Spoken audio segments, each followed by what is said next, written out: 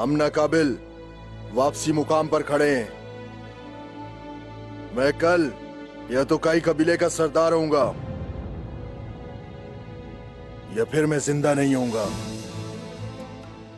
आपके ये सिपाही आपकी हिफाजत करेंगे हुजूर।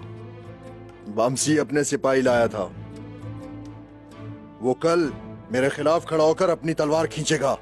मैं ये तैकफोर के सहन में समझ गया था जब वो आग को देख रहा था। वो उस्मान को सरदार बनाने के लिए सब कुछ कर सकता है।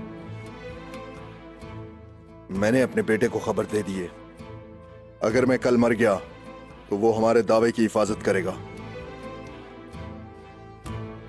आज रात हम सोएंगे नहीं, वो किसी भी वक्त कार्रवाई कर सकते हैं। कल खून बहाने के लिए तैयार हो जाओ।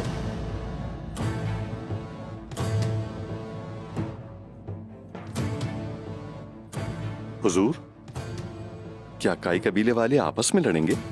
सरदार बनने के लिए उस्मान आपको मारना चाहेगा। आपका भाई कभी रिवायत के खिलाफ नहीं चलता है ना? अगर रिवायात रियासत की खातिर अपने भाई का सर काटने की इजाजत दे, उस्मान आपका सर काट देगा। मैं यही कहूंगी, उस्मान आपका सर काटे इससे पहले। बस करो, मैं ये अल्फाज नहीं सुनना चाहता। आपको ये करना होगा साउची, नहीं तो किसी भी दिन बाला या मेरे खेमे को आग लग जाएगी। मेरी बात को समझे, किसका दिल दर्द से जलेगा इसका फैसला आप करेंगे। मैं अपने भाई का खून नहीं बहाऊंगा।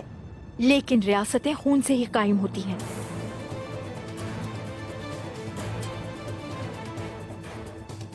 रियासतों की तामीर खून से होती है।